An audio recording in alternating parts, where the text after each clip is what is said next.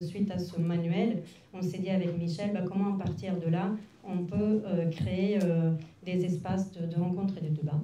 Donc vous avez 3 soirées, vous le verrez donc aujourd'hui, jeudi prochain le 20 et le 27 à l'Alliance France Design pour clôturer les rencontres. Je ne vais pas m'attarder, donc ce soir, comme le disait Michel, c'est comment ça va les graphistes. Le graphisme est dans notre quotidien. Tout le monde achète des conserves et regarde la télé. Donc Cléo, je vais te présenter. Depuis les années 2000, tu es directrice artistique, graphiste. De l'imprimé à l'animé, ta vision elle est 360 degrés et te permet d'aborder autant des identités de marques comme Paris Photo, dont tu as conçu la communication visuelle, des campagnes publicitaires, des images de mode. Tu collabores avec Hermès, tu fais des livres également. On peut citer l'Humain Fondation, Arte, et plein d'autres projets, bien sûr, ce n'est pas exhaustif la présentation. Et surtout, ce qui nous intéressait de partager avec toi ce soir, c'était le projet très remarqué des produits Monoprix, qui me semble sont rentrés dans la collection du Centre national des arts plastiques. Et voilà, et qui ont fait écho aussi à une exposition, le design pour tous, de Prisonique à Monoprix, une aventure française. Qui était au MAD, au Musée d'Art Déco. Et donc, voilà, une première question, c'est juste de savoir comment s'est construit le projet. Donc voilà, il n'y a pas de projection et de PDF à projeter, il y a des objets à partager, des éditions à regarder. Donc on voulait vraiment créer un espace de débat surtout. Donc je ne vais pas tarder, je vais te laisser la parole. Alors, s'il s'agit d'aborder... On entend ? On entend pas, celui-là. Monoprix, c'est un projet que j'ai fait il y a plusieurs années maintenant. Je l'ai conçu en 2009. Et je ne suis pas une spécialiste des packaging. En fait, je pense que c'est pour ça que ma réponse était intéressante. C'est que je n'avais jamais fait de packaging. Et d'ailleurs, étonnamment, on ne m'a jamais proposé de faire du packaging après. Mais c'est lié à la santé du graphisme, je pense. Donc, en fait, c'est une grosse agence qui est venue me voir, qui était outsider sur le projet, qui était consultée pour le packaging et qui m'a donné carte blanche. Ce que je trouve passionnant dans ce métier, mais qui peut être un peu éreintant, c'est que c'est à chaque fois une plongée dans un monde en fonction de la problématique donnée. Donc là, c'était de faire, de créer quelque chose qui était hyper différenciant dans des étagères de supermarchés dans lesquelles, en fait, dans une étagère, il y a à peu près 10 marques de tomates pelées. Et ce qu'il fallait, c'était trouver un vocabulaire de forme qui faisait que c'était la première chose qu'on allait voir chez Monoprix, c'était le packaging Monoprix. Donc j'étais partie du précepte que toutes les marques concurrentes faisaient déjà tout le mensonge de la tomate qui brille, la goutte de rosée qui perle, voilà, tout ce qui est un leurre, parce qu'à l'intérieur d'une boîte de conserve, on sait tous à quoi ça ressemble, plutôt un vomi d'astronaute qu'autre chose. Et donc je me suis dit, ok, dans l'étagère, tout le monde fait le mensonge, la photographie parfaite, ou pas. Donc Monoprix étant un magasin urbain, plutôt des gens CSP+, parce qu'un supermarché un peu plus cher que les autres, je suis partie du principe que les gens allaient lire le texte, et j'ai pris les mots, les obligations en fait, donc les mots obligatoires qui décrivaient le produit, sa contenance, voilà, et qui différenciaient de la boîte de côté. Et puis j'ai essayé de créer un système de couleurs qui était un peu en rupture, c'est-à-dire, c'est pas complètement évident sur cet exemple-là, en tout cas de ne pas rentrer obligatoirement dans un lait qui est, on ne sait pas pourquoi, bleu clair. Où ils ont fini par faire du bleu clair, parce que je suis quand même une toute petite fourmi en face d'un gros groupe d'agroalimentaire. Mais voilà, tout le principe est venu très... Quand j'ai regardé ma première maquette récemment, c'était... En fait, tout était là. J'ai bêtement posé des grandes capitales que j'ai justifiées dans des bandes de couleurs. Donc la structure est uniquement liée au mot. Et puis, en mettant en place donc, les termes principaux, je me suis rendu compte que tous les caractères avaient à peu près tous la même taille. Donc je voulais rentrer quelque chose qui donnait du rythme formellement, et aussi faire en sorte que quelqu'un qui allait lire, puisqu'on est obligé de lire tomate pelée, 125 grammes, je sais pas quoi, et puis d'un seul coup écrire autre chose qui fasse que celui qui est en train d'observer se met à lire quelque chose qui n'a absolument rien à voir avec ce qu'il est censé lire dans ce contexte, et donc créer une espèce d'accident et de complicité en fait avec celui qui regarde. Voilà le système. Et mon principe pour tous les sujets que j'aborde en général, c'est d'essayer de ne pas regarder ce qui se fait exactement dans le sujet qui est donné. C'est-à-dire surtout pas aller regarder des packagings de bouffe, ou surtout pas aller, je sais pas, faire un savon, pas aller regarder ce que font ceux qui font des savons, mais essayer d'aller m'inspirer, ou en tout cas d'être, oui, inspiré ou pas, mais en tout cas par des choses qui sont d'autres champs artistiques, d'autres champs visuels. Et c'est ce qui fait que en France, tout a été, il y a beaucoup de niches. C'est-à-dire que les affiches de cinéma, elles ont toujours été faites par les mêmes distributeurs. Ça a été pendant des années des affiches absolument dégueulasses. Il y avait un graphiste en France qui faisait des bonnes affiches et qui était l'unique. Comment il s'appelait d'ailleurs? non? Ah non, bah, c'était pas lui. À quelle époque? Les années 70-80. Landy? Non? Il y a eu des belles affiches et puis ça s'est abîmé progressivement. Oui, bah oui, il y a eu toute l'école Sislevich et plein d'autres. Non, mais même, il y a eu une école de l'affiche illustrée française qui était assez... Bon, alors je viens de faire une grosse bourde. Faut mettre le... Ouais, t'es tombé dans un trou là. J'ai pris un exemple des affiches de cinéma parce qu'elles ont été assez vite régies dans les années 90 par les distributeurs. Il y avait un monsieur qui s'appelait Romer qui faisait des affiches au cinéma. Il avait fait 37,2 le matin. C'était correct. C'était pas très bien, mais c'était correct. Après, il y avait André François. Tu pensais à Benjamin Bâtiment? Voilà, je pensais à Bâtiment. Ah bon, je l'aimais pas trop. Oui, J'aimais bien André François. Il en a fait quelques-unes qui étaient bien. Bon, il y en a eu beaucoup plus que je ne pensais. Non, progressivement, ça s'est très abîmé. Voilà, c'est ce que les je voulais dire. distributeurs ont mis en place on n'entend pas. Non. Mais on entend quand même. Ce que je voulais dire, c'est que souvent, en fait, les objets commerciaux sont régis par des mauvaises habitudes de choses qui se dupliquent pour des raisons commerciales ou par des idées par la hiérarchie de décision. Il y a des... Étienne, par exemple, tu citais, je me souviens que tu m'avais raconté que tu étais un jour allé voir Lescure et tu lui avais dit sur telle problématique, qu'est-ce que tu penses? Et il t'avait dit, non, c'est pas mon boulot, c'est le tien. Donc tu étais dans une grande liberté, donc tu n'étais pas en train d'appliquer quelque chose, un système qui était faussement imposé par le contexte. Voilà, j'ai perdu mon fil. Mais pour en revenir aux affiches de cinéma, effectivement, la France a été à un moment un grand pays de cinéma, mais qui n'a jamais eu des grands affichistes de cinéma. Donc à la différence des Américains qui avaient tout autant un bon cinéma, mais qui avaient des meilleurs affichistes pour le cinéma. Et ce que dit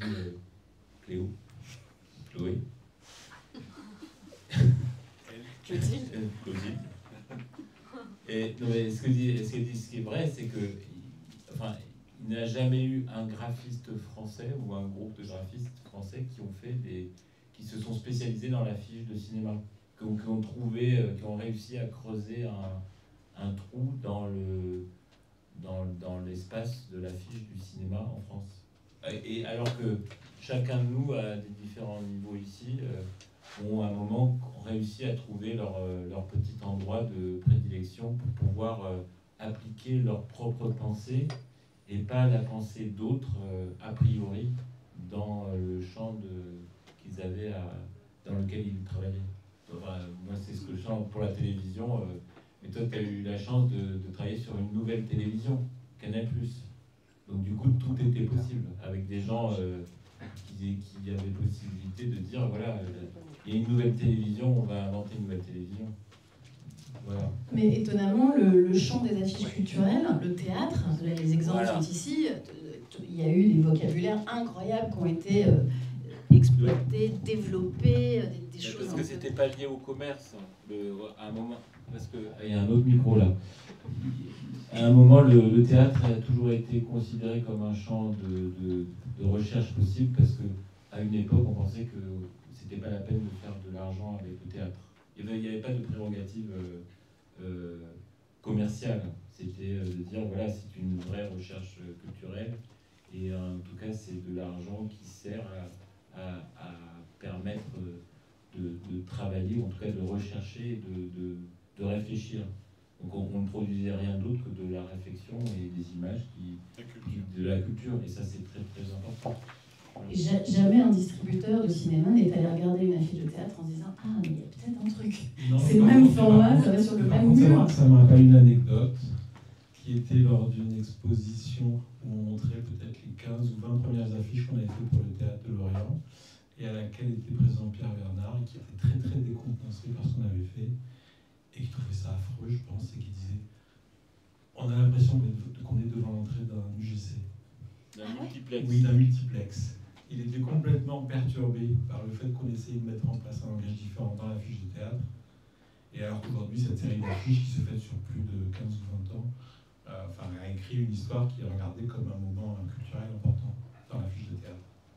Comme quoi, la valeur des choses n'est pas toujours là où on pense qu'elle est aussi. Donc, c'est bien de aussi distinguer le bien du mal, enfin, de ne pas vouloir nécessairement distinguer le bien du mal, et de des fois re-regarder les choses avec un peu de distance. Alors pour en revenir à Monoprix, qui était quand même le sujet qu'on devait aborder, comment ça s'est passé quand même le moment où tu as montré ce travail? Qu'est-ce qui s'est passé? Oui, enfin comment le client a accepté en fait d'avoir cassé? Parce que ce qui nous intéresse là-dedans, on le voit bien, c'est que tu as cassé les codes complètement, puisque la grande distribution, c'était comme tu disais, les photos, etc. On mettait du vert pour ci, du jaune pour ça, du rouge pour les tomates, etc. Et là, tout d'un coup, en fait, on a un vocabulaire typographique, déjà sans image, qui est complètement inédit. Et du coup, est-ce qu'ils ont accepté Moi, j'aimerais savoir comment ça s'est passé, parce que ça reste quand même extraordinairement mystérieux, cette histoire, parce que... Non, ça va le rester un peu. Oui, ça le restera sans doute, mais on aimerait quand même avoir quelques lieux. Il y avait quelqu'un de très audacieux au sein du groupe Casino à l'époque, qui était le directeur de l'image, qui s'appelait Rémi Guigou, que j'ai rencontré post-projet. Ouais. Parce que moi, mon commanditaire, c'était une très vilaine agence qui s'appelle BETC. Et moi, j'étais la petite fourmi besogneuse, et très gentille. Donc moi, j'étais pas aux réunions avec Monoprix. Je pense que ça n'a pas été si facile que ça de faire passer le projet, mais c'était une grosse machine. C'était BETC à l'époque, avec des gens très très efficaces en termes de vente. Je pense que le projet n'aurait jamais existé sans cette grosse machine, même si je la trouve très méchante. Et puis il y a eu vraiment cette intelligence au sein du groupe, qui était quelqu'un qui était assez audacieux et qui a tout de suite compris la viabilité du projet. Mais l'inspiration, justement, puisque tu parles de tes sources d'inspiration, est-ce que c'est une inspiration littéraire? Alors, moi, je suis assez obsédée par les mots, mais pas... je suis pas bibliothécaire, hein, je suis pas... Tu es une lectrice. Je sais pas, j'ai toujours eu un truc quand j'étais petite, j'adorais le pop art. Je collectionnais des trucs pop, j'adorais déjà la typo, la couleur. Donc l'efficacité d'un mot, moi c'est toujours un truc qui me séduit et qui a donc été... c'est souvent mes premières réponses. Mes premières réponses, je pose un mot et j'essaie de trouver le mot juste dans ce qui m'est donné. Et je travaille en noir et blanc ou en couleur, mais c'est une mécanique que j'utilise beaucoup. Et maintenant, par rapport au mot, comme on le voit sur le packaging, tu viens de le déconstruire. Et donc, je vais aussi sur sa lisibilité. Comme tu disais, on n'est pas tomate, on est tome. Ça c'est un principe que je voulais vraiment que les gens lisent. Donc, les forcer à lire, c'était aussi leur mettre devant les yeux quelque chose qui n'était pas...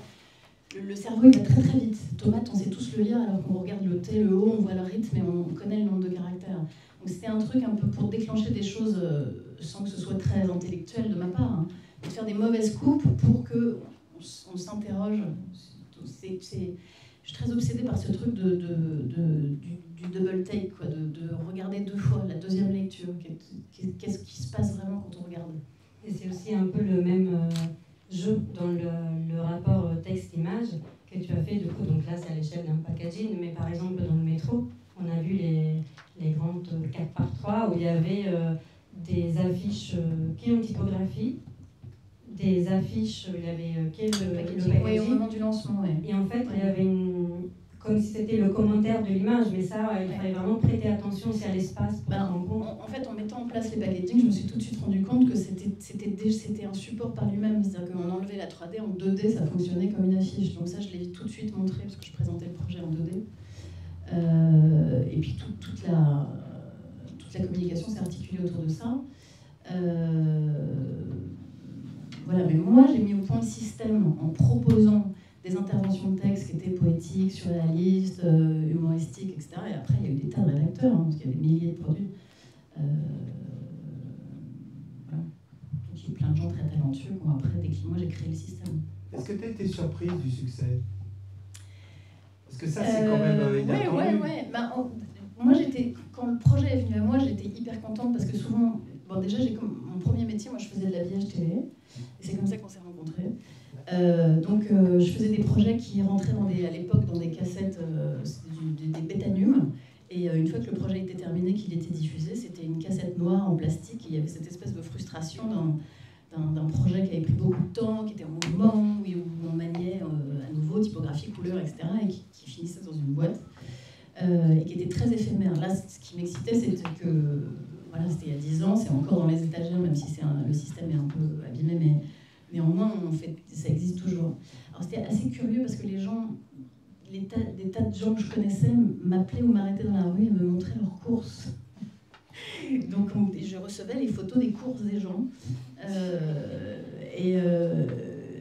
Non, c'était... Oui, bien sûr, j'étais surprise, c'était très étonnant. Il y avait des fans, il y avait des gens qui allaient en France, qui choisissaient des packaging pour leurs copains à l'étranger avec des phrases qui correspondaient à leur personnalité et tout.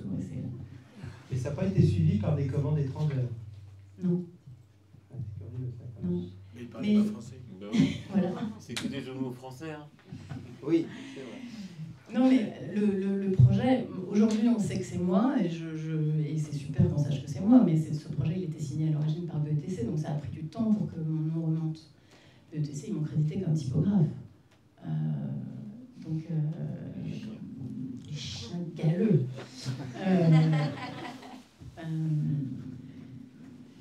Ouais. Je ne veux pas vous inquiéter, jeunes étudiants. Mais...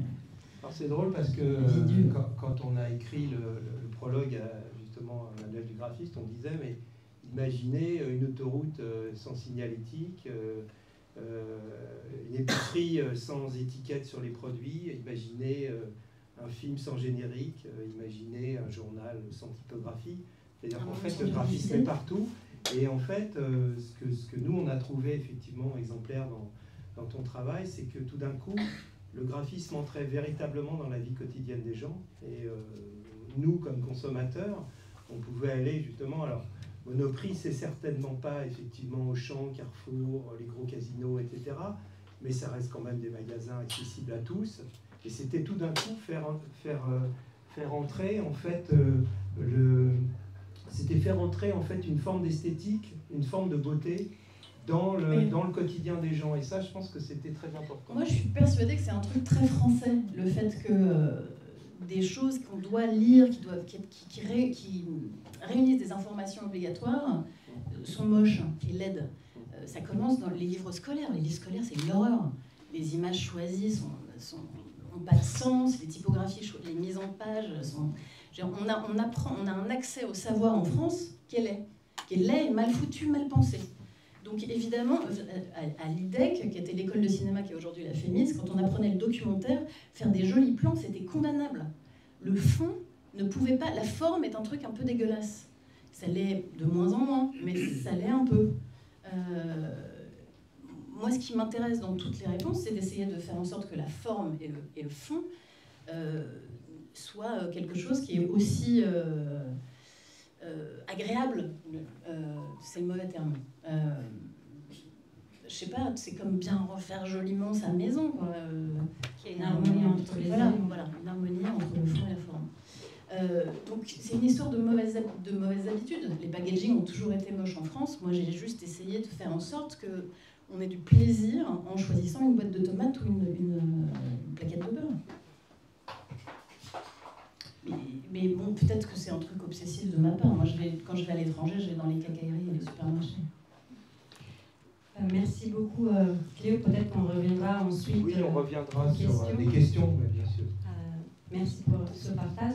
Donc, de l'habillage de packaging à l'habillage télévisuel, avec Étienne, donc éditeur, graphiste, directeur artistique pendant 25 ans de Canal+, dès 1984. Vous avez habillé également M6, RTL9, iTélé, pour parler de quelques autres chaînes qui nous accompagnent dans notre quotidien. Donc on l'a vu avec le système typographique de Cléo, un peu Tetris de packaging. Vous avez travaillé sur les Jeux de 2000 ans pour votre projet de diplôme aux Beaux-Arts de Rouen. Et je trouvais intéressant aussi de revenir aussi, voilà, sur, comme il y a plein d'étudiants aussi, sur un projet de diplôme de ce jeu de domino, qui a au final peut-être été un début de travail obsessionnel, je ne sais pas si c'est le terme, sur les formes géométriques, le rond, le carré, comprendre comment créer ces formes et surtout se demander à quoi sert l'objet qu'on a créé et réfléchir aussi à la question de la couleur. On l'a vu avec Cléo dans voilà, les contrastes. Chez vous, du coup, c'était surtout la couleur en lumière pour le projet de Canal+, mais avec une méthode que vous avez définie dans des interviews de mise en page de livres. Voilà. Donc, est-ce que vous pouvez nous raconter un peu Moi, ma particularité, c'est que je ne veux pas... j'ai des clients, pas des commanditaires, mais des clients. Et surtout, je ne veux pas qu'on donne son avis sur mon travail. C'est pour ça que j'aime pas les appels d'offres, je suis même contre. Je ne supporte pas que quelqu'un soit plus compétent que moi sur le boulot que je fais. Et le boulot que je fais, je vais le chercher. On n'ira jamais le chercher. Je vais le chercher. Donc j'ai fait de l'édition, j'ai ouvert ma boutique et puis j'ai vendu des livres et rendu la monnaie. Des livres plutôt bien, je vendais des bouquins d'Édouard Rouchet ou de bandes dessinées, alors pas les merdes belges, il y avait un grand logo dans ma vitrine avec marqué Not Made in Belgia, pour bien montrer qu'on n'était pas belge. En revanche, les auteurs que j'éditais, c'était Tardy, Bilal à ses débuts, c'était de leur faire reconnaître ce statut d'auteur. La librairie, c'est un endroit public, il suffit de pousser la porte, on peut rentrer. C'est là que j'ai rencontré plein de gens à qui je disais, à certains, la télé c'est de la merde, parce que nous sommes dans un pays, la France est un pays qui est graphiquement sinistré, ça faut en être conscient. Les choses que j'aime bien sont plutôt germaniques, helvétiques, néerlandaises, pas tellement françaises où ça cause beaucoup. Donc c'est plutôt des propositions. Et ma particularité, c'est que je propose, où j'ai jamais joué au foot de ma vie, je suis allé faire le logo du PSG parce que leur maillot n'était pas bien fait. Du coup, il y a la Juventus qui m'a demandé de refaire leur maillot, qui est des maillots rayés noir et blanc. Et je leur ai dit, vous savez, le blanc dilate, donc il faut que la largeur de la bande noire est faite. Et la télé et le canal, c'est la même chose. C'est-à-dire, au début, on n'est pas payé. Hein. On est une bande c'est l'escure, encore une fois, qui rentre dans la librairie et qui dit on va faire un truc qui s'appelle Les Enfants du Rock. J'ai dit, allez hop, on part. Il y avait tous les drogués de l'époque, de Cône, Chabat et toute la bande. Puis on a fait Canal+, on n'était pas payé. Ou très peu. Vraiment très peu. À tel point que j'ai fait M6. Et je travaillais pour Canal malgré tout, mais enfin je travaillais pour moi puisque j'avais un héros qui faisait ça s'appelait pas de l'habillage, mais qui faisait des génériques ou des trucs comme ça, qui s'appelait Bertoni en Italie, qui avait fait la Rai, et Lou Dorfman qui a fait CBS, avec un petit graphiste qui s'appelait Lubaline. Vous voyez, tout est un peu à l'envers. Donc je suis allé plutôt dire, ça m'intéresse de le faire, et les gens m'ont dit, bah fais, on parlera argent après éventuellement. Et M6, c'est pareil. Mon premier générique, c'est Chris Marker, qui dans la librairie, en 77, siècle dernier, me dit, bah, je fais un film qui s'appelle Fond de l'air est rouge, et j'aurais que tu me fasses mon générique. J'ai dit, j'ai jamais fait. Il me dit, bah, c'est précisément pour ça que je te demande, pour ne pas avoir affaire à... et ainsi de suite.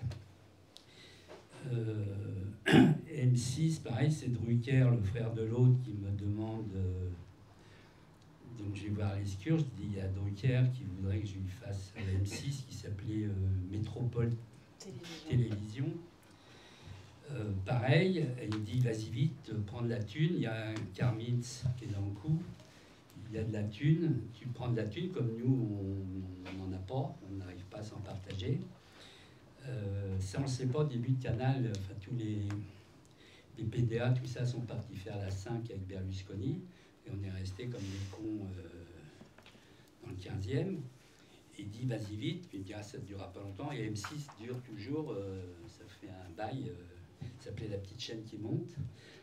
Alors là, du coup, on demande des sous, etc., etc. Alors Canal+, en même temps, on était payé en action, on avait un salaire de 1500, et pour 1500, on avait 750 actions à 2 balles.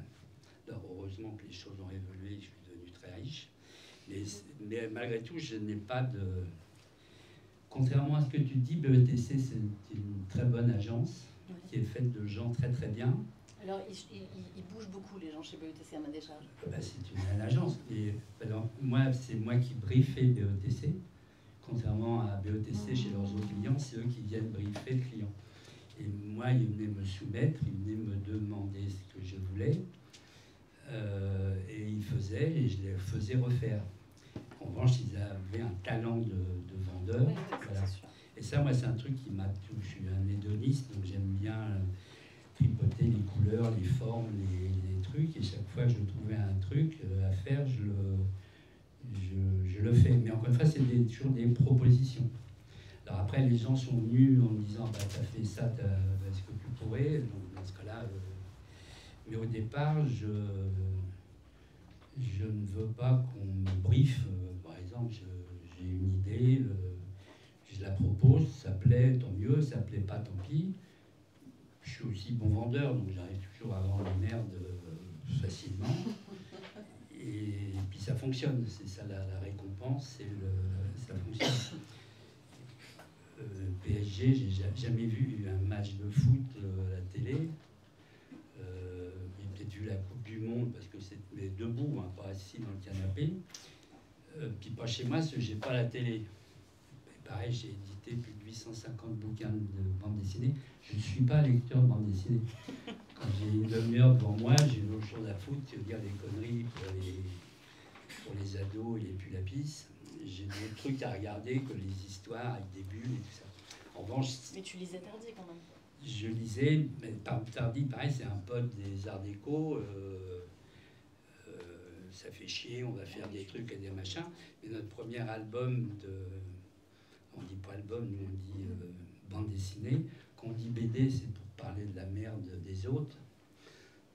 Justement, qui sont des 48 pages pelliculées lavables, qui sont fabriquées en une feuille, hein, en A0, qu'on refait en 2, en 3 cahiers de 16. Donc tout est standardisé.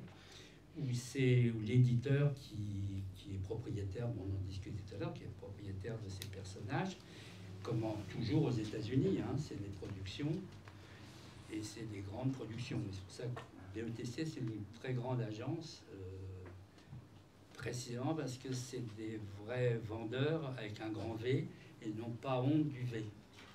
Tu vois, ils sont quand même très compétents, ils arrivent à mettre en ligne des idées de gens qui réalisent des trucs et qui arrivent bien sûr à les vendre. Voilà mon histoire. beaucoup Étienne, on en reviendra à tout à l'heure, puisque c'est quand même, par rapport à Canal+, un projet sur 25 ans. Donc c'est aussi intéressant de comprendre un peu le travail créatif du départ, mais comment est-ce qu'on reste 25 ans, comment est-ce qu'on... On reste parce que c'est mon bébé. Au même titre, je ne suis pas employé par Canal+, je suis... où on avait des conseils, je faisais partie du comité de direction, au même titre que le directeur commercial ou le... Et des fois, il y a le mec qui dit on va parler chiffres ou entrer en bourse, tu as certainement d'autres trucs à faire. Et l'insulte, c'était de me faire traiter d'artiste. Et là, l'escure était très bien. Il disait non, il reste là. Puis après, je disais oui, ça me broute quand même vos trucs, je vais y aller. Mais c'était mon truc. Quand on a, à un moment, j'ai dû changer l'ellipse du début. Et donc, c'était vachement important parce que j'ai quand même des commandos d'HEC, de jeunes énards qui sortaient de l'école, qui disaient non, on ne touche pas à la valeur de la marque, etc. Mais je dis oui, mais on rencontre des problèmes de reproduction. À l'époque, on avait des typons, les typons étaient inversés, donc ça sortait violet, bleu, etc. Et il rentre dans une colère folle en me disant mais c'est ton problème, j'ai assez de merde à régler. Toi, c'est ton problème, si tu penses qu'il faut enlever l'ellipse, enlève l'ellipse. Et etc. Puis, ben, ça a duré 25 ans comme ça. Moi, j'ai une question sur ton processus, parce que j'ai eu la chance de visiter Canal avec toi, de voir les gens qui travaillaient avec toi notamment. Il y a quand même une chose que les gens doivent savoir, c'est que je crois que tu as eu un travail très intéressant au niveau de la couleur, puisqu'en fait, tu partais de ce qu'on appelle le print, donc l'édition, et tu as transformé les couleurs pour la télévision. J'aimerais que tu dises un mot là-dessus, et sur ça, et sur autre chose. C'est un peu technique. Non, mais c'est juste que comment s'est fait le processus de passage de l'image, on va dire, du processus top Pantone, la couleur papier, à la couleur numérique, en fait, la couleur, sans doute pas numérique d'ailleurs à l'époque, oui, analogique. Et d'ailleurs, comment on passe de l'analogique au numérique? C'était quotidiennement, 20 fois par jour. C'est-à-dire qu'il n'y a pas, on ne passe pas de l'un à l'autre. On côtoie toute la journée les couleurs additives et les couleurs soustractives. Ouais. En gros, le print, ce qu'on appelle vulgairement le print, bah, on salit des feuilles blanches. Ouais. Et plus on en met, plus ça noircit, plus c'est dégueulasse. En revanche, dans la lumière ou dans la télé, c'est avec la lumière, donc les bases sont plus les mêmes, c'est plus le jaune, rouge, bleu, mais le rouge, le vert et le bleu, et c'est le cumul de ces trois couleurs-là qui donne la lumière. Enfin, c'est le procédé inverse. C'est le RGB qu'on connaît aujourd'hui. Voilà, mais même mes élèves, je leur fais mettre un jaune sur un écran avec mon compte fil. Ils ne savent pas ce que c'est qu'un compte fil, ils disent quoi ça. Moi, je couche, je dors avec mon compte fil et tout. Et je leur pose le compte fil sur le jaune et je dis, vous voyez des trucs jaunes? Ouais, oui. Non, regardez bien. Et effectivement, c'est la perception. C'est notre fond d'œil qui voit du jaune alors qu'il y a des pixels rouges et bleus. Hein, il n'y a pas du tout de pixels jaunes ni de fourniture jaune dans la couleur. Et tout ça, c'est des histoires de perception. Et ce que j'ai appris, puisque moi j'évolue, c'est si on a un truc noir à vendre, si on le met sur un fond blanc, quel que soit le produit en question, même la pire des merdes, si on la met sur un fond blanc, on va la vendre beaucoup plus que si on la met sur un fond noir. À l'inverse, un truc blanc, on ne le vendra plus sur un fond noir. Quand on a un gros cul, on met un pantalon noir, on ne met pas un pantalon blanc. Si on est anorexique, on va faire l'inverse. Mais en fait, c'est toutes ces perceptions-là, moi, qui m'intéressent. Et puis, si le produit en question, c'est une grosse merde, on le mettra quand même sur du noir, il se vendra toujours. Et ça, BETC, moi, j'ai beaucoup bossé pour eux. Et t'as des actions de BETC? Non, mais je leur ai appris le boulot aussi, parce que pour les briefer, il faut quand même les... Alors, pour le sujet BETC, si je dis du mal de BETC, c'est qu'ils m'ont maltraité. Ah, donc, non, mais ça, je sais. Ces talons n'ont absolument rien à voir. Les gens très bien ne sont pas obligés de mal se conduire. C'est l'unique sujet.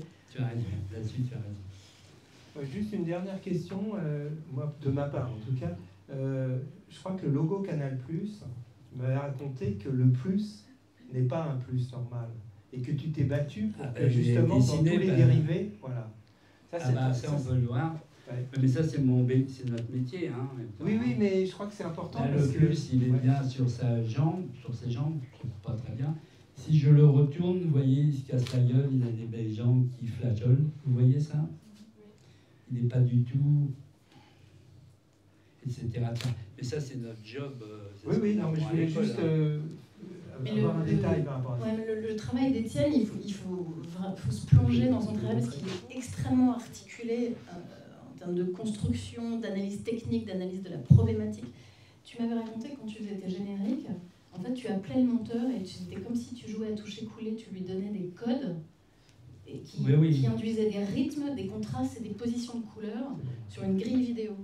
Tu as inventé des systèmes. J'ai inventé tous les éléments qui devaient me servir et me rendre service dans la façon dont j'avais à faire passer, non pas des messages, mais des perceptions positives, négatives. C'est de la manipulation. Alors ça va aussi bien dans tous les sens. Hein. On peut valoriser et toujours valoriser. J'ai jamais vu quelqu'un qui m'a dit ça marche vachement bien si tu pouvais que ça se vende moins. Ou pareil, on parlait tout à l'heure des affiches de théâtre. Pour moi, l'affiche de théâtre, excuse-moi, c'est mon point de vue, c'est que le mec de la salle, il fasse venir des gens qui viennent filer 20 balles pour venir voir son spectacle. Pour moi, hein, heureusement, il y en a qui font des belles affiches de théâtre et tout ça, mais c'était surtout pour moi, ce qui me préoccupe, c'est que les gens ils viennent et qu'on voit d'abord l'affiche.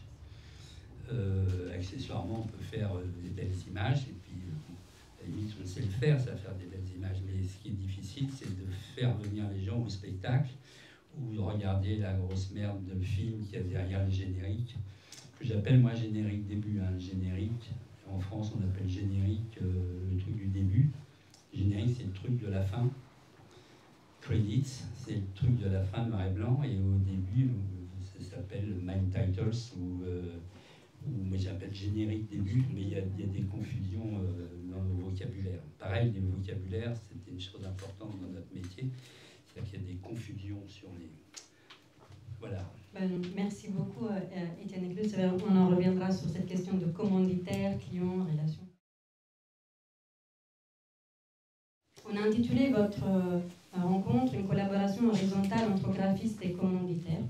Donc avec une approche différente d'Étienne, mais avec la même dynamique, je dirais, perturbatrice et en décalage et à l'expérimentation plastique très affirmée.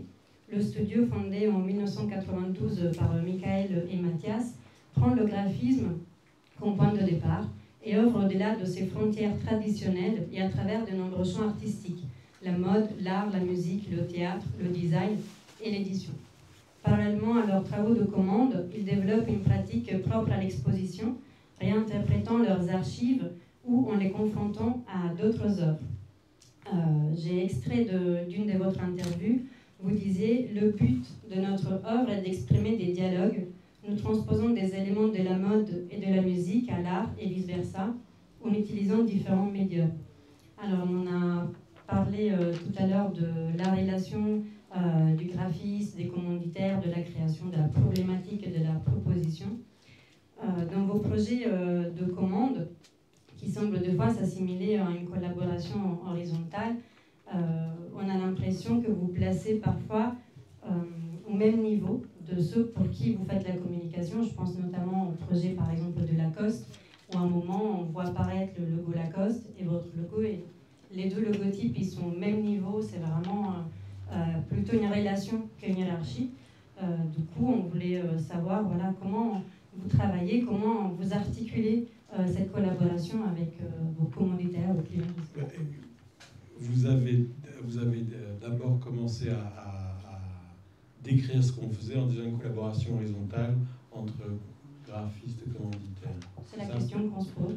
Mais avant ça, c'est d'abord une collaboration horizontale entre Mathias et moi. C'est ça qui, je pense, déjà effectue il y a un glissement.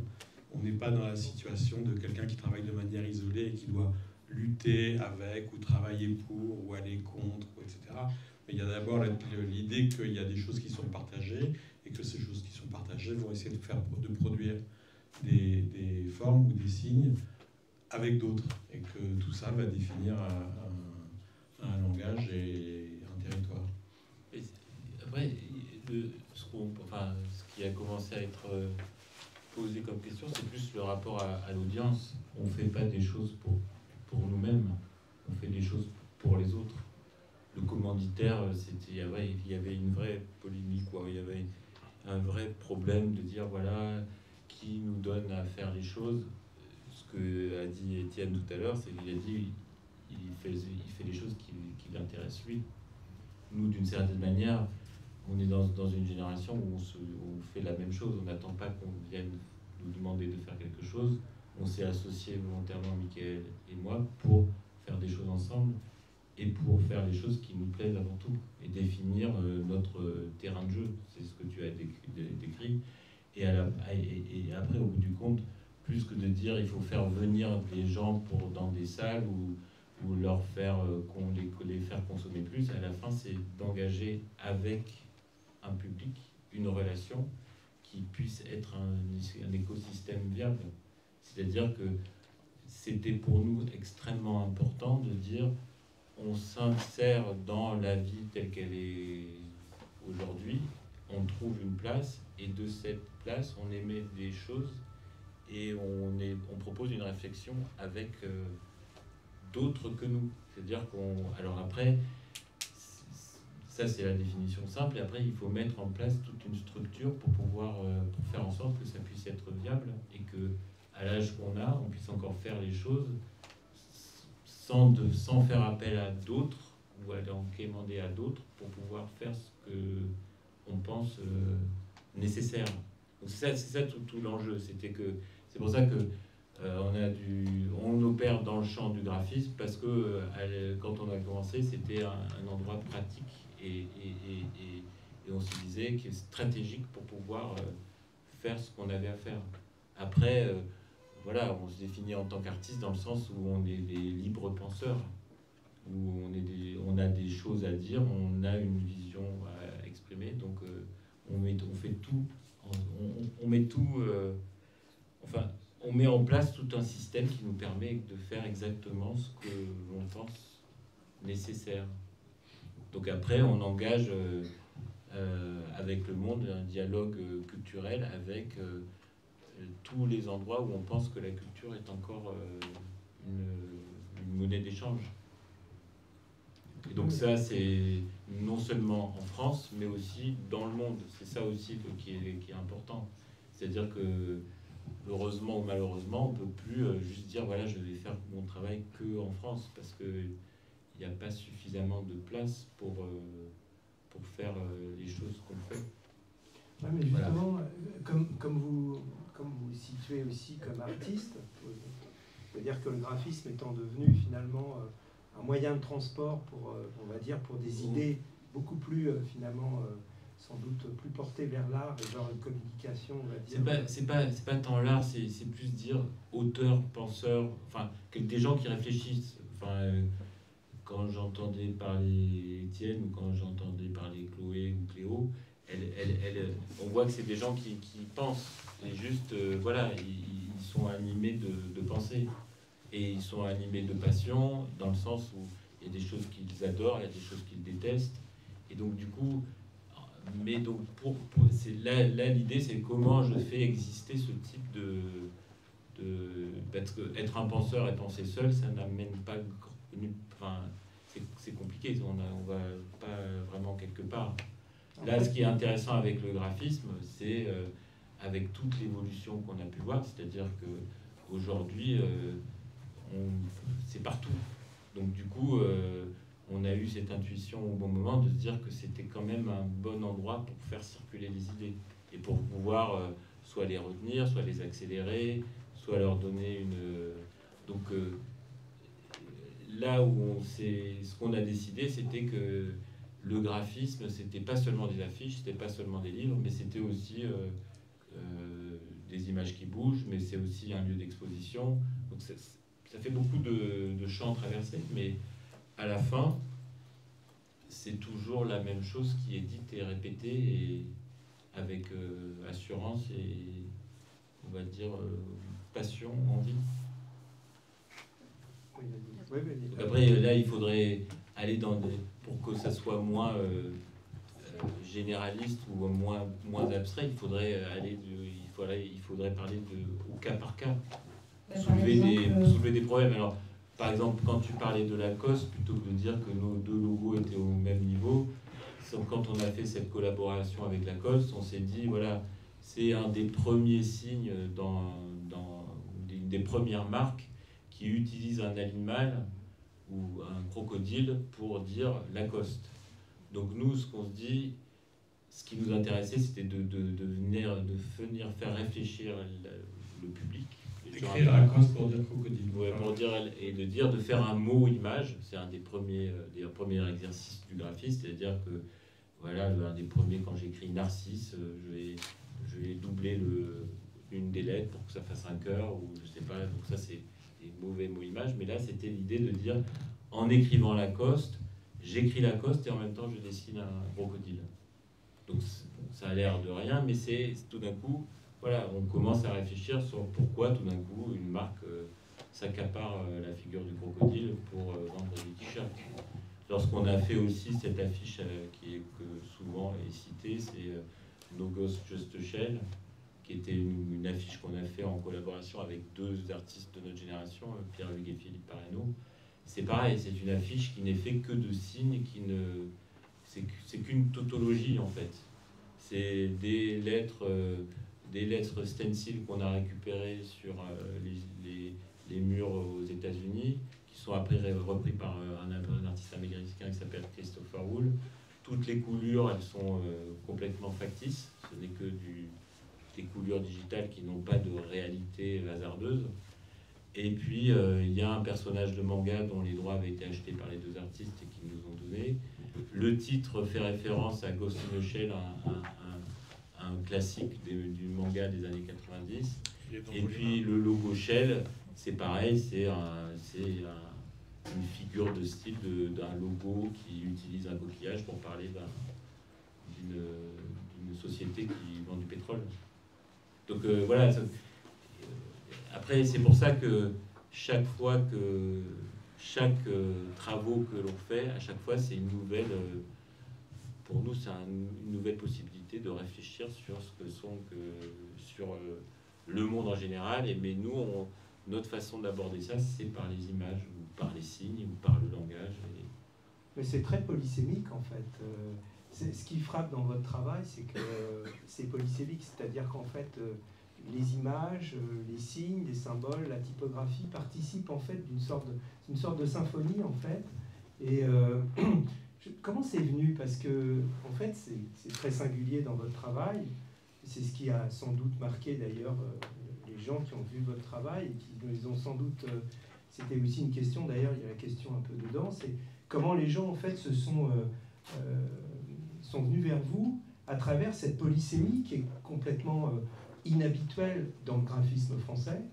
Donc, c'est ça qui était aussi votre singularité. Comment ça s'est passé? D'où ça vient? Est-ce que c'était... comment dire? Parce que là, vous vous situez... En fait, ce que j'ai compris, c'est que vous êtes d'abord des intellectuels, d'une certaine manière. Vous réfléchissez... Non, mais non, c'est un peu de provocation que je dis, mais non, c'est plus à moitié. Non, mais c'est ça. Après, non, on est des gens qui sont animés de pensée. Enfin, chacun ici, avant de commencer un projet, en fait, réfléchit à la raison pour laquelle il va faire ce projet. Enfin, le temps est compté, donc quand je fais quelque chose, il vaut mieux que je commence à réfléchir à ce que je vais faire.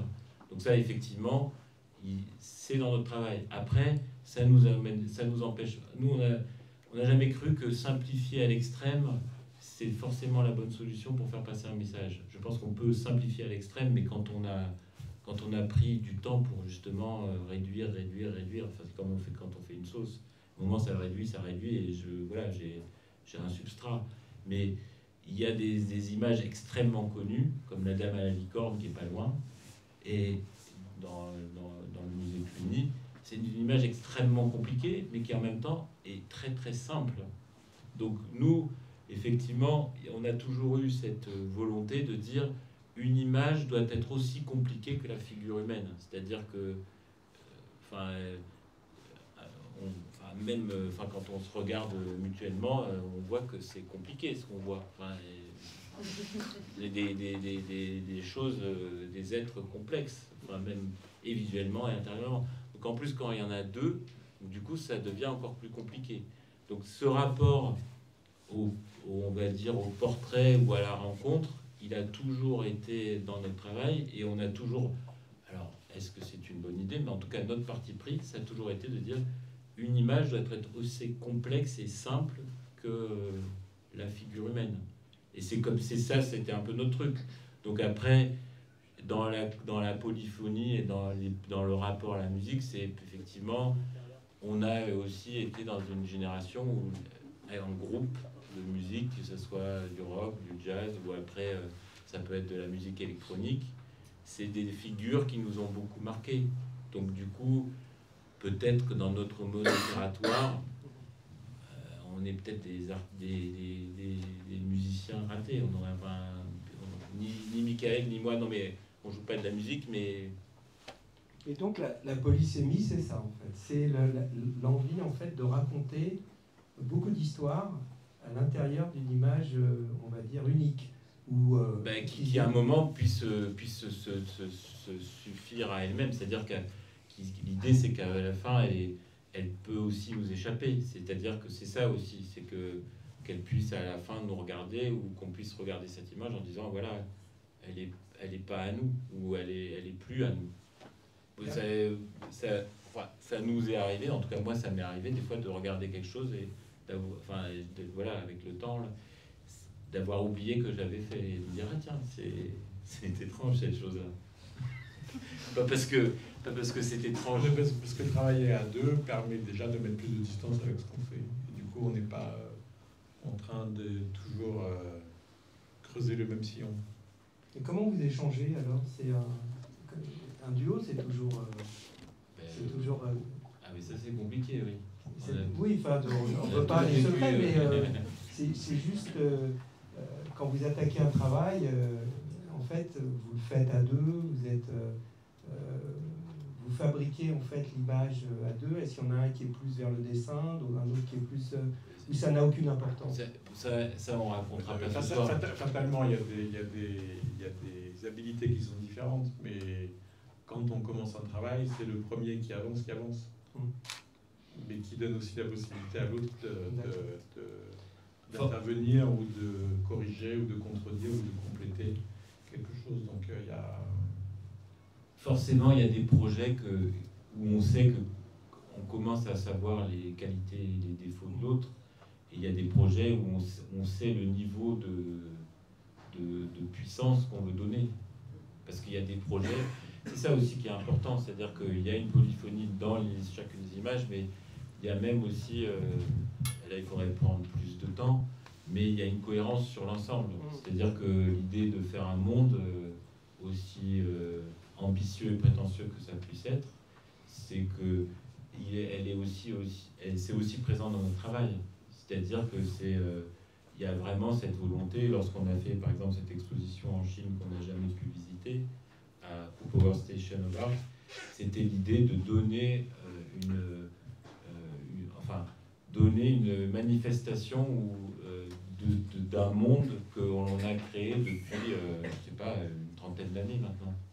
Donc c'était vraiment dans un espace qui avait à peu près l'échelle d'un terrain de football.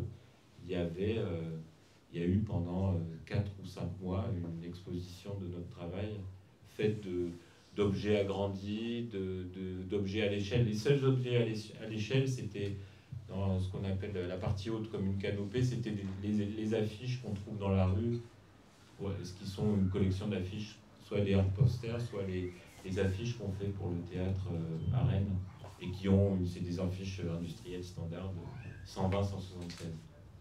Donc après, pour répondre par ricochet à Étienne, quand il disait oui, il y a des belles affiches, mais elles ne font pas forcément venir les spectateurs.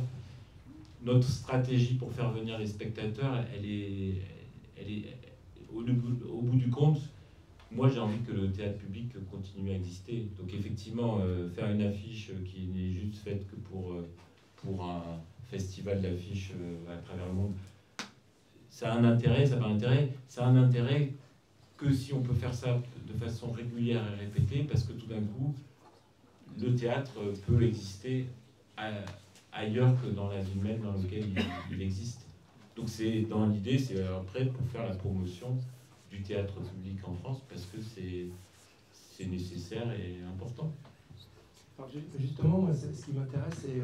Donc pour finir ça, c'est qu'on met autant d'efforts pour que ça fonctionne que lorsqu'on fait une publicité pour une marque comme la marque WeV qui appartient à LVMH, dont les posters sont au-dessus de je sais pas, du Palais de Justice, oui, voilà, de l'ancien Palais de Justice.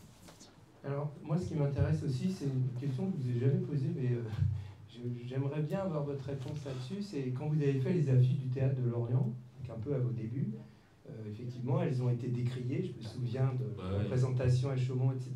Et je me rappelle de la visite qu'on avait faite. Et je trouve que ce qui est intéressant, c'est que vous avez utilisé pour la première fois, on va dire, dans le graphisme français de manière vraiment, vraiment très claire, ce qu'on appelle la photographie vernaculaire, une sorte de photographie, photo de vacances, etc. Et j'aimerais bien savoir quelle était votre intention, parce que c'était... L'intention a été simple, c'était que nous, on pensait que la photographie doit faire partie d'une image, avec tout ce qu'on vient de discuter.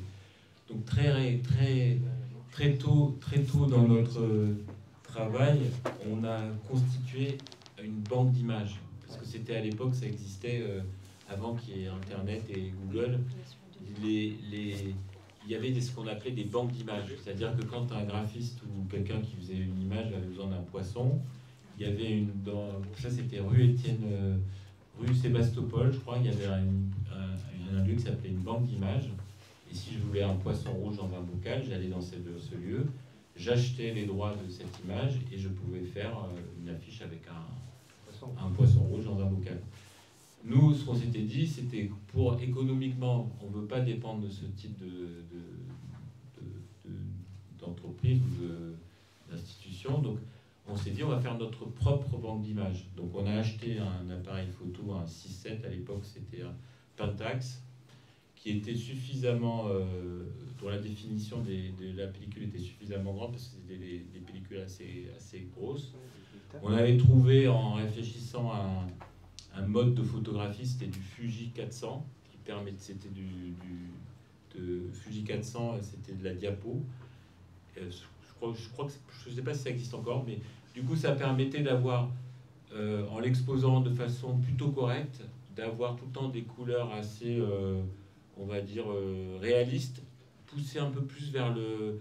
Ça devenait un petit peu pictural, donc du coup, on pouvait photographier le réel, et tout d'un coup, ça devenait un petit peu, on va dire, pas surnaturel, mais ça avait du charme. Donc du coup, on photographiait régulièrement dès qu'on pouvait partir en voyage.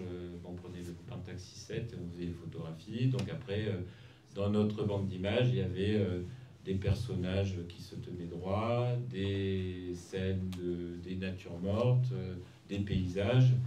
Et tout ça, du coup, ça a fait que ça a créé notre propre ressource d'images. Et donc, quand on avait à faire je sais pas, moi, je prends, je sais pas, il y a une affiche de Combat de nègres et de chiens de Coltès, une des premières versions. C'est deux travailleurs dans un champ de pommes qui sont, voilà, c'est des travailleurs, aujourd'hui on dit des migrants, à l'époque on dit des travailleurs immigrés qui travaillent. Donc c'est eux qui illustrent cette version de Coltès. Plus tard, pour refaire la même pièce en une version anglaise, maintenant c'est le directeur c'est le rédacteur en chef de Vogue UK qui représente un des acteurs de la pièce, mais il n'est pas acteur de la pièce, mais c'est juste que cette image correspondait, donnait le ton qu'on voulait donner à cette affiche. Donc du coup, effectivement, c'est devenu, et on ne savait pas que ça existerait, c'est un peu comme un pré-Instagram, parce qu'il y a dans ces images, il y a beaucoup de choses aussi qui sont des images de coucher de soleil, des images familières. Donc il y a ce truc de... Voilà, c'est très proche et c'est très loin. C'est construire une espèce de vie rêvée. Donc ça, c'est effectivement... Il y a beaucoup de ça dans notre travail. Et sur 20 ans, effectivement, d'affiches de Lorient, on voit le temps qui passe. De temps en temps, on apparaît dans l'affiche aussi. Donc voilà, c'est... Quand même avec un Pentax 6.7 argentique. C'est important quand même. Ah oui, c'est-à-dire oui. Que la qualité de l'image... Oui, c'était très important que ça ne soit pas une image de merde, en fait. Oui, c'est ce que j'allais dire. Et après, plus tard, quand on est passé au digital, parce que le digital... alors maintenant, il y a un retour à l'argentique, mais le digital aussi, c'est très pratique, parce que ça permet aussi économiquement d'être efficace. Donc après, c'est pareil. On a acheté un Leica, c'était le premier Leica digital. Et régulièrement, on achète le modèle qui est toujours un peu plus, on va dire, performant, parce que le capteur est plus grand, parce que la façon dont il réagit au contraste lumineux est plus grand. Et puis voilà, donc ça a toujours été important que les photos soient à au moins une qualité photographique. Donc on a, par exemple, on faisait la même chose, on a utilisé beaucoup aussi ces photos quand on faisait la communication de ce qui s'appelait la FIAC, qui aujourd'hui s'appelle Paris Plus Art Basel. Dans toutes ces images qui ont servi de support de communication, ou en tout cas d'affiches pour la FIAC, un jour on les a republiées dans un volume qui s'appelle The Art World. Et là, on peut effectivement découvrir les clichés photographiques qui ont servi de base à ces images. Et alors, la typographie sur ces affiches du Théâtre de Lorient, qui ont été vraiment un moment révélateur en fait de votre travail, la typographie était étrange, baroque, parfois illisible. Ah oui, et vous avez été, je m'en souviens, attaqué sur ce sujet. Comment vous répondez à ça? Moi, personnellement, ça ne m'a jamais dérangé, mais je voudrais quand même que vous disiez, parce que est-ce que le public adhérait à ça? Alors, si on regarde l'histoire des affiches du Théâtre de Lorient sur 25 ans, elles commencent plutôt lisibles et elles finissent très illisibles. C'est-à-dire qu'il au départ, elles sont faites de signes qui sont vernaculaires, qui sont des choses trouvées, et qui sont, enfin, toute la typographie en général s'empare ou cite un langage graphique qui à ce moment-là est considéré comme de mauvais goût, ou bien qui ne fait pas partie de la culture, qui ne fait pas partie du graphisme. Donc on se sert de signes qui sont des signes qui sont autour de nous, en fait. Et petit à petit, on va venir intervenir et on va dessiner des titres et dessiner des caractères. Et tout ça va se mêler et faire quelque chose d'assez baroque et de plus en plus complexe pour à la fin avoir un langage effectivement qui est très très polysémique, enfin polyphonique, tout ce que tu veux. Alors à la critique c'est pas lisible, à la réponse c'est pas lisible. J'avais une réponse qui m'avait été donnée par mon professeur de typographie aux Arts Déco, qui était un monsieur suisse extrêmement rigoureux, qui nous a appris le modernisme, la lisibilité, etc. Qui s'appelle Rudy Meyer, et qui me disait: quand on vous dit ce n'est pas lisible, dites-leur, prouvez-le. Voilà. Et en fait, l'œil est un muscle qu'on entraîne. Les Allemands savent lire des caractères gothiques. Les Asiatiques savent lire 2000 ou 3000 ou 5000 ou 10 000 caractères kanji, qui sont beaucoup plus compliqués que nos 26 lettres de l'alphabet romain. Donc, effectivement, enfin, on a pris le pari de pouvoir entraîner les gens à entraîner leurs yeux, à décoder des choses pour passer plus de temps sur ces images. À la fin, c'est des images qui comprennent... Enfin, ces affiches, c'était... il n'y avait plus de problème de lisibilité. C'était de dire qu'il faut qu'elle soit visible et qu'elle raconte. C'était comme une fenêtre ouverte sur un monde. Et que l'idée, c'était que je vois l'affiche, j'ai envie d'aller au théâtre. On croise encore des étudiants qui étaient à Lorient qui viennent nous voir, ou des gens qui sont même maintenant des professionnels qui nous disent: voilà, mais grâce à vous, on est allé au théâtre, et grâce à vous, on fait fait soit le même métier que vous, ou soit on travaille dans la culture. Récemment, c'était la fille de Alain Le Carnec qui est venu me voir et qui m'a dit voilà, mais moi j'étais. Alors oui, moi c'est sûr que mon père me permettait de voir ces images, mais moi je dois te dire, ça m'a beaucoup aussi touché, c'était important aussi. Donc ces affiches, elles ont eu leur impact. Après, voilà, tout ce jeu de lisible, c'est fait avec. C'est pas parce que voilà, c'est comme on dit de Picasso ou de Miro, c'est des dessins d'enfants, ou quand on dit voilà, Coltrane, c'est n'importe quoi. Enfin, on a entendu déjà ce genre de choses. Donc après, c'est juste que voilà, c'est des paris différents.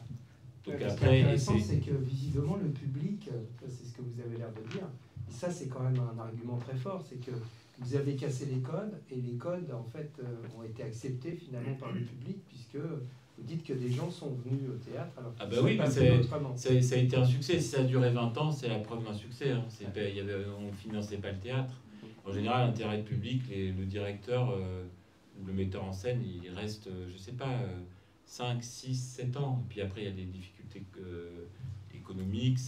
Là, le Théâtre de Lorient, il est passé, c'était rien. Après, il a été un peu refait.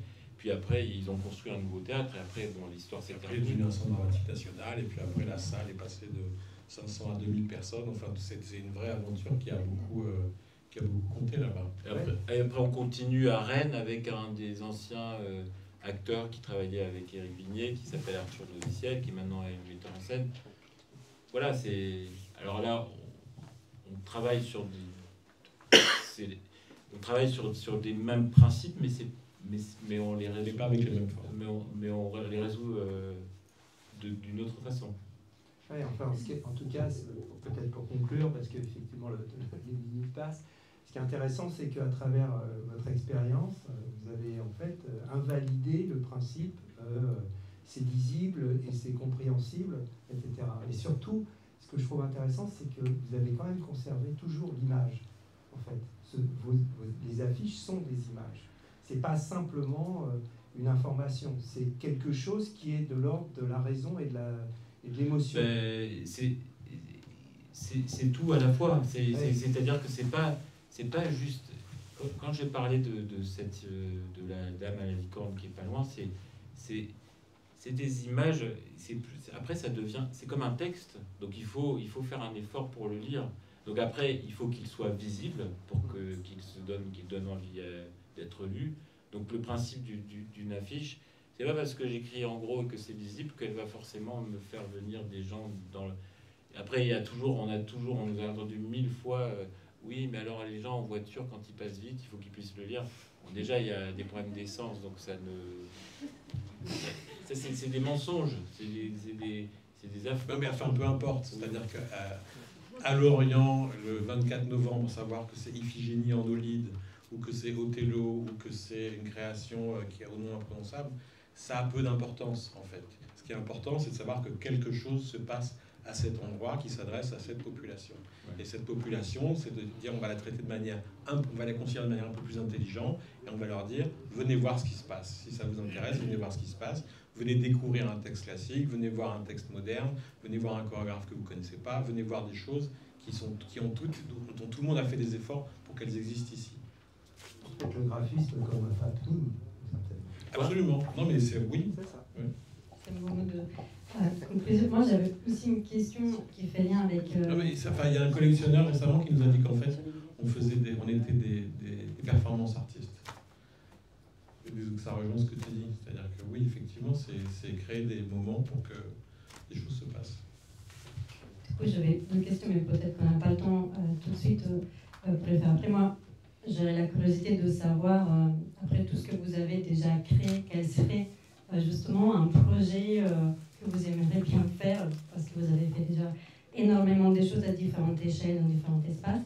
Et une deuxième question, c'était le lien avec la transmission, parce que là, je tiens du coup le volume 2 de votre biographie. C'est vrai que vous êtes un peu un cas d'école pour beaucoup de professionnels, d'étudiants. On a envie de comprendre, on a envie de découvrir votre travail. Donc au travers de cette biographie, on peut. Mais je voulais savoir quel est votre lien aussi de la transmission vers les jeunes dans l'enseignement, est-ce que c'est quelque chose qui... C'est dit et écrit dans le livre. On a passé 6 ans de notre vie à enseigner à Lausanne quand il y avait Pierre Keller. Et enfin, je cite ce nom parce que c'était important aussi. Pour qu'une école existe, il faut que tout le monde mette de la bonne volonté. Et donc, Pierre Keller, c'était un directeur d'école qui était un vrai directeur, c'est-à-dire qu'il dirigeait l'école, il donnait du sens à cette école. Donc après, on a toujours pris dans notre travail cette dimension pédagogique, c'est-à-dire que moi, un de mes grands regrets, c'est qu'il n'y ait pas de très bonnes écoles d'art en France. Il y a tout pour avoir des très bonnes écoles, mais malheureusement, je suis au regret de dire qu'il n'y en a pas, et que c'est un cruel déficit. Donc après, la seule chose que je pense qu'il devrait être fait, que tu me poses la question, c'est qu'il y ait une vraie école digne de ce nom, c'est-à-dire où des gens, même comme ici, ont pu se retrouver et parler de ça. Alors après, c'est un peu violent ce que je dis, mais voilà, c'est dommage qu'il n'y ait pas une école à l'échelle de la ville de Paris. Voilà, je trouve ça un peu regrettable, mais qu'est-ce que dire, il y a des embryons d'école, voilà, mais je trouve que c'est un objet et un outil qui manque cruellement. Peut-être qu'il peut y participer. Oui, mais bon, moi je peux pas. C'est sûr que on a toujours été prêt à participer, il n'y a pas de problème, mais pour faire une très bonne école, il faut beaucoup de moyens, et c'est important il y a des grandes fondations d'art contemporain, il y a des grands magasins, mais il y a des grands aéroports, il pourrait y avoir une grande école, il n'y a pas de problème, une grande école d'art. Alors, est-ce que la question, moi toujours par provocation, je dis toujours, on est le seul pays au monde où il y a 2 écoles nationales supérieures, les arts décoratifs d'un côté, l'école nationale supérieure des beaux-arts où j'étais, et je me dis c'est complètement absurde, c'est-à-dire qu'en fait l'école dont tu rêves, c'est sans doute cette école qui réunit tout le monde, un peu comme CalArts à Los Angeles, où il y a la musique, la danse, le graphisme, la peinture, la sculpture, le cinéma, etc. Je pense que c'est la question en fait peut-être qui est posée là, c'est en fait la classification en fait des disciplines et finalement le fait que tout soit étanche et que du coup il n'y ait pas ce partage. Parce que quand j'étais aux Beaux-Arts, je vous raconte juste ça, mais il y avait un studio de photographie, il était interdit aux élèves. Donc c'est signe quand même de ce qui s'est... L'origine du mal, on va dire, c'est qu'en fait, il n'y a pas de lien en fait, entre les disciplines. Et je pense que c'est peut-être ça en fait, qui fait qu'on aimerait, on rêve de cette école multidisciplinaire où justement un cinéaste vient dialoguer avec un graphiste, etc. Voilà. Après, pour rassurer les étudiants, quand je dis qu'il n'y a pas de très bonne école à Paris, après, Paris, comme ville, c'est une très belle école, dans le sens où il suffit juste de profiter déjà d'être à Paris, il y a plein de choses à faire. Après, je parle juste d'un endroit qui ferait le lien entre plein de choses qui se passent à Paris. C'est tout, mais voilà, c'était plus, tu me demandais, enfin en tout cas, moi ma réponse par rapport à qu'est-ce que... Oui, ça serait plutôt un projet intéressant. Et du coup, on fait des livres. Voilà. J'allais dire, c'est votre outil de transmission, donc ça c'est le volume 2, il y en a un. Merci beaucoup. Je propose d'avancer justement, de faire le lien avec ces formes d'école qui mettent en avant, qui essayent de créer du lien entre les différentes disciplines, entre les différents parcours. On va parler d'école, on va parler de repenser le faire école. Avec Léa aussi, je ne sais pas si Léa tu veux venir ici directement, parce que du coup c'est vrai, l'école avec un cas d'école des années 70 et un cas d'école de 2023, j'oserais dire avec Léa, et on parle beaucoup de l'ISDAT à Toulouse, l'Institut supérieur d'art et de design de Toulouse, et donc avec Nathalie Bruyère qui est designer, elle travaille sur la relation entre les milieux, les techniques et les modes de vie. Elle est fondatrice d'Ultraordinaire et elle est professeure à l'ISDAT. en design et associée à Pierre Dufault, dont l'agence d'architecture et de design Dufault est associée. Et elle porte un projet qu'il va nous présenter ce soir, un projet de recherche autour justement de la non-école qui était Global Tools en 1974. Une partie des archives lui est communiquée par Ugo Lapietra, qui prend connaissance du livre et du travail pédagogique au sein de l'ISDAT. Elle s'occupe dans ce cadre-là d'interroger Andrea Branzi, Alessandro Mendini, Gianni Pennetta, là c'est les noms italiens, c'est plus facile pour moi, je ne me trompe pas, Gaetano Pesce, Paolo De Ganello, bien sûr Lapietra, et suite une intervention de Franco Raggi sur l'évolution des recherches entreprises à cette époque jusqu'à nos jours. Donc elle va nous présenter ce projet, et elle est accompagnée du coup par Diane Boivin, qui est donc mon associée au sein du studio qu'on a monté, cofondé ensemble, Stéréo Bureau en 2015. Et au travers de ce projet d'édition, donc Diane, elle est aussi typographe, elle crée des caractères, donc souvent on fait des projets de typographie identitaire. On me lit juste un petit objet qui me fait très rire toujours, mais c'est peut-être pour la fin, mais on parlait de lisibilité, illisibilité, alors qu'est-ce qui a marqué dans cette petit objet c'est peut-être à découvrir à la fin, mais voilà, elle crée des ambigrammes typographiques, on traite sur la question du déchiffrage typographique, et dans ce projet, donc avec Stéréo Bureau, on a fait un travail d'articulation entre l'outil de la typo pour parler de moments transhistoriques de toute la récolte d'archives que Nathalie a pu faire. Donc, je vous laisse nous présenter le projet. Merci. Bon, je vais commencer. Donc, je m'appelle Nathalie Bruyère. Contrairement à la plupart des gens qui sont ici, je suis designer, mais designer, on va dire, comme on dit en France, d'objets. Mais pas tout à fait, parce qu'en fait, je fais des éléments d'architecture et je travaille sur l'habitabilité de notre monde. C'est ce qui m'intéresse. Ça m'intéresse, mais c'est quand même aussi une thématique un peu compliquée. Et donc, avant de commencer le projet de Global Tools, la discussion qu'on a eue avec les membres des radicaux italiens, donc ce sont des gens qui ont décrié le projet moderne tel qu'il était fait, en signalant que si on continuait comme ça, puisqu'on était dans les années 70 et que le rapport Miltov était déjà sorti, on allait dans un mur, puisqu'on savait qu'on était dans un monde fini, c'est-à-dire dans un monde qui ne peut pas continuer sur la croissance. C'est-à-dire continuer à consommer, continuer à créer des projets à travers l'emploi, le salaire, les biens de consommation standardisés et la fonction publique. Donc ça mettait en mal le système dans lequel nous étions d'un point de vue social et politique. Et planétaire, puisqu'on est dans une crise écologique in fine. Donc on était en discussion sur un texte que je vais lire et qui est un des éléments du livre. C'est un texte qu'écrit Mendini dans les années 76, qui s'appelle « Le déprojet ». Je mets mes lunettes. Construire signifie accumuler chose sur chose, marquer, pour le meilleur ou pour le pire, toujours plus la surface du globe. À force d'ajouter, d'augmenter, d'entasser, on en arrive, depuis déjà un moment, à ne plus construire une maison dans un pré ou à côté d'une autre maison, mais sur, sous, dedans, à la place de celle-ci. Distinct inéluctable de la croûte terrestre, qui, petit à petit, se remplit.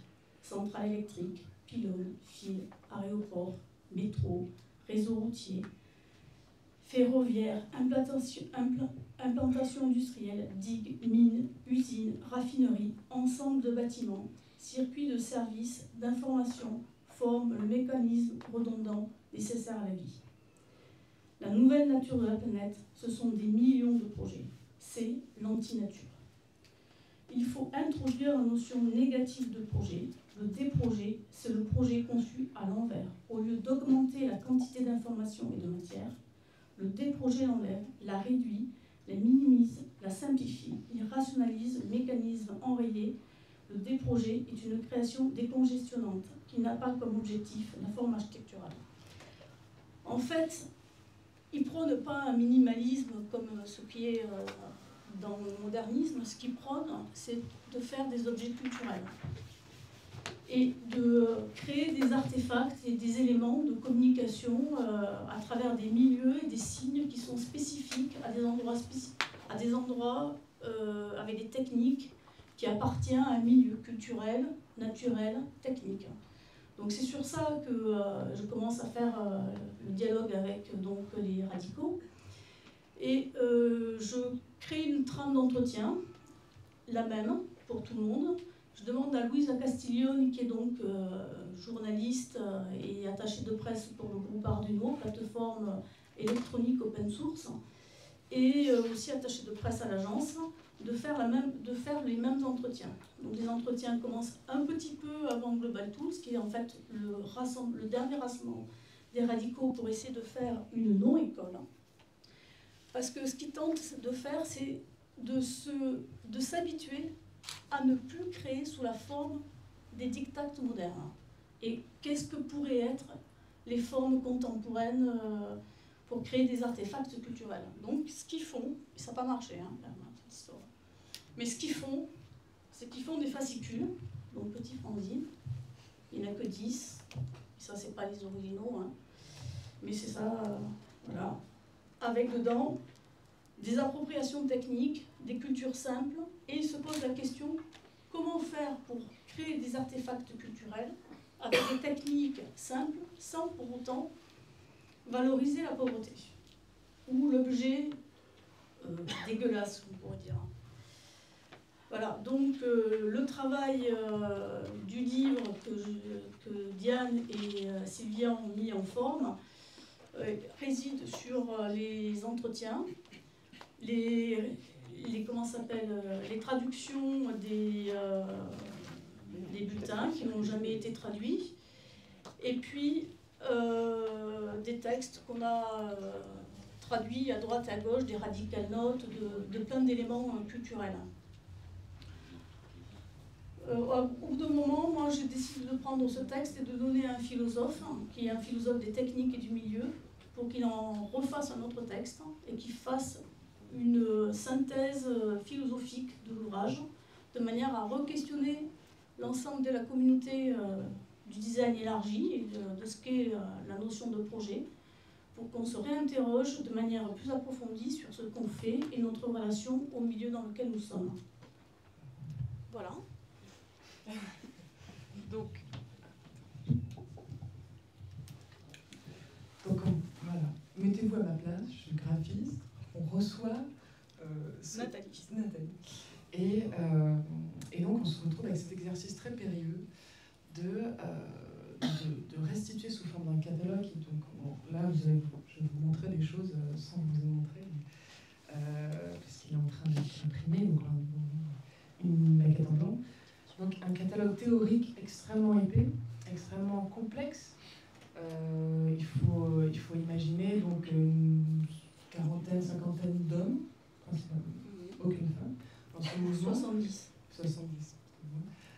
Qui ne sont pas tous d'accord, qui n'ont pas dressé de manifeste de leur, donc qui s'opposent à une forme de rhétorique linéaire dans leur recherche. Et on a des prises de parole avec des temporalités différentes, des personnes différentes, des paroles de fondateurs dans les années 70 qu'on retrouve dans les années 2020, parce que Nathalie les a interviewés, donc ils ont plus de 80 ans. Et on a voilà, cette masse d'informations, et là, en tant que graphiste, tout ce qu'on a vu précédemment avec les intervenants relève d'une forme d'expressivité, de plasticité,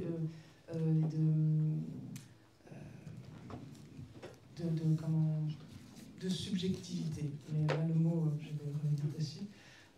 Ici, on s'est d'abord attelé à une forme d'objectivité, dans le sens où il faut rendre intelligible un contenu. Ah oui, oui, alors vous n'allez pas avoir grand-chose, parce que c'est un test d'impression, c'est un DAT. Et donc on s'est dit, voilà, on va choisir un premier parti pris pour rendre intelligible un mouvement si complexe. On a choisi une première porte d'entrée qui est le pop. Le pop dans le sens populaire, dans le sens vernaculaire. Vernaculaire, qu'est-ce que c'est? C'est celui qui aime. Et on a principalement fonctionné par empreinte. Donc on n'a créé aucun signe. On a transformé des signes préexistants, on les a empruntés, pardon, que ce soit typographique, imagé. Donc on a ici, on est moins un plasticien que quelqu'un qui déplace, un graphiste plutôt iconographe, typographe. Donc vous avez pu peut-être voir si les bulletins voyagent parmi vous que ce sont des collages et les membres de Global Tools empruntent eux-mêmes à la culture populaire de la BD et aussi donc, tout ce qui est de l'ordre du dessin, donc la BD, la bande dessinée et les typographies psychédéliques des années 70, en l'occurrence la Lisibonne, qui est une typographie manuelle. Et alors vous n'avez même pas la couverture, mais je vais vous en parler.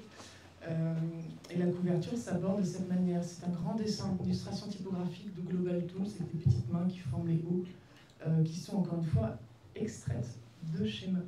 Donc on n'a créé aucun signe, on les a juste déplacés.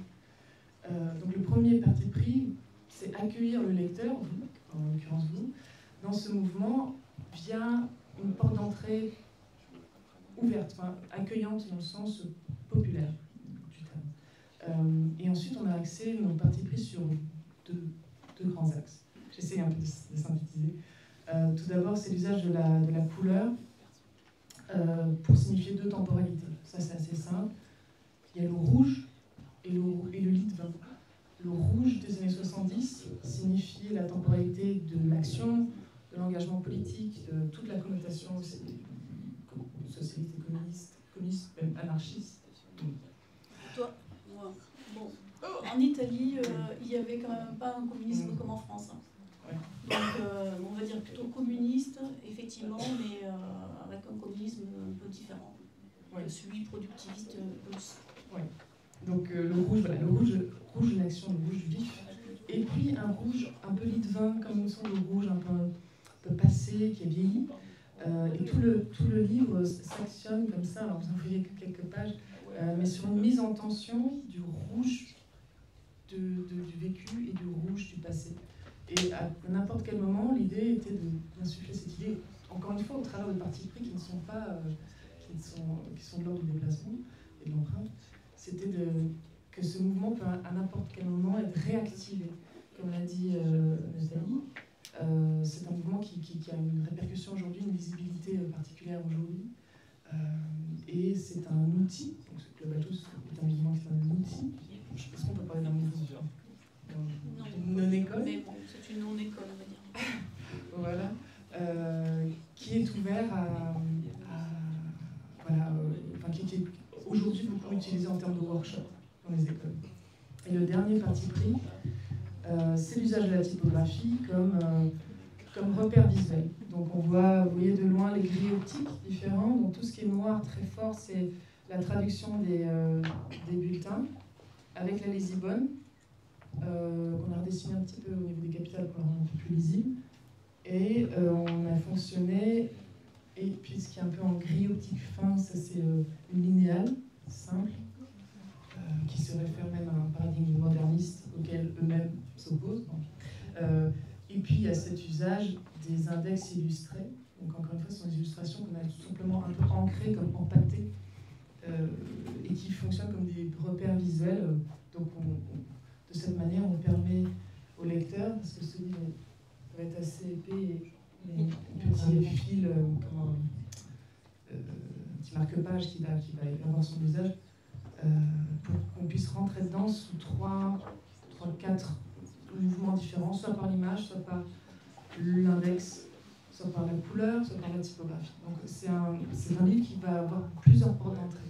Mais là, je vais vous parler, c'est un peu compliqué de vous parler d'un objet dont on n'a pas encore beaucoup d'images, mais enfin beaucoup de choses à vous montrer. Mais voilà comment on arrive. Enfin, pour moi, là, ce qui est intéressant dans cet exercice, c'est que le graphiste a un réel rôle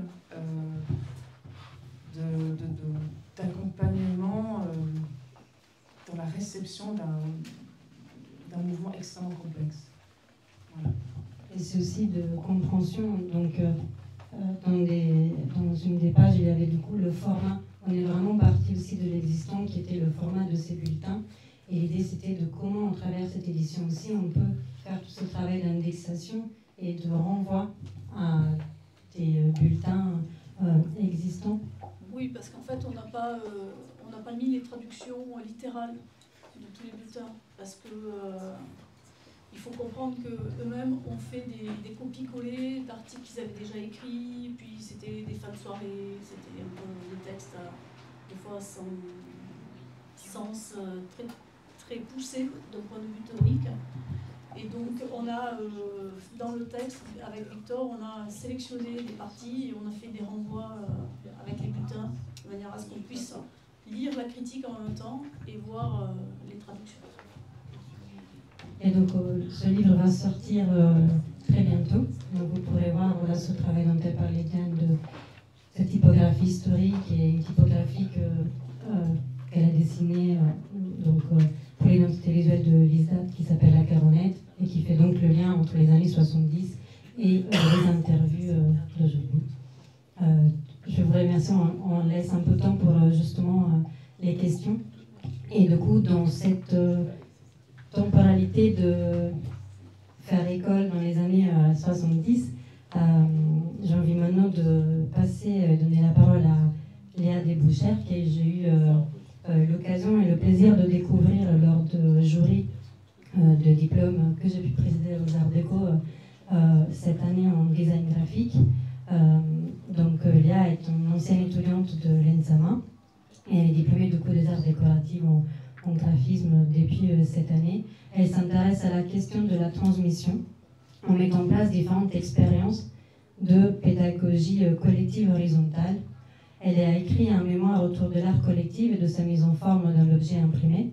Et justement, cette année, pour son projet de diplôme, elle a développé une recherche sur des pratiques pédagogiques alternatives et d'expérience au travers des ateliers des rencontres hors format et également une summer school qu'elle a mis en place, donc un projet inter-école qu'elle va nous présenter donc pour penser le faire école dans le futur. Merci. Donc, j'ai pas fait grand-chose, mais j'ai quand même fait des choses.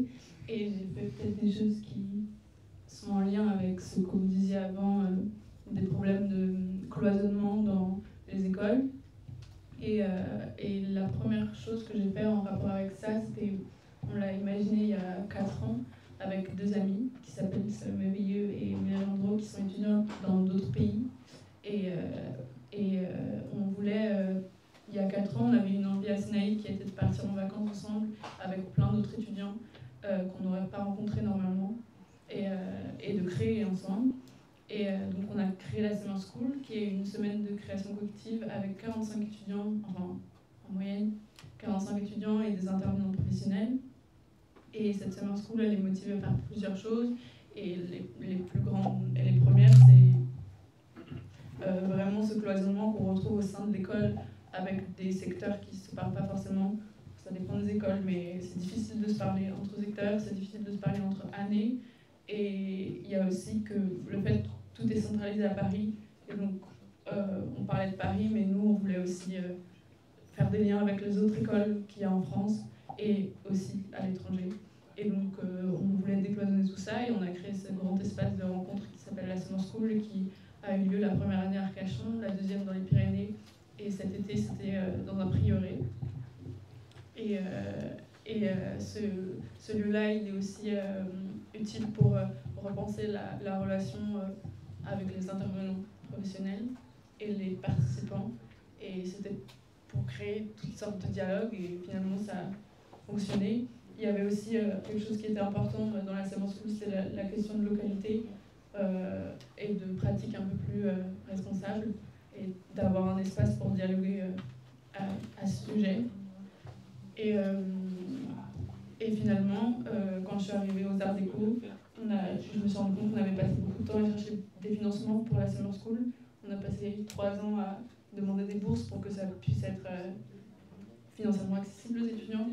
Et donc, j'ai saisi l'occasion du mémoire pour réfléchir un peu plus à ça et laisser de côté les questions de financement. Et donc j'ai fait un mémoire sur les pratiques collectives et leur édition dans des livres.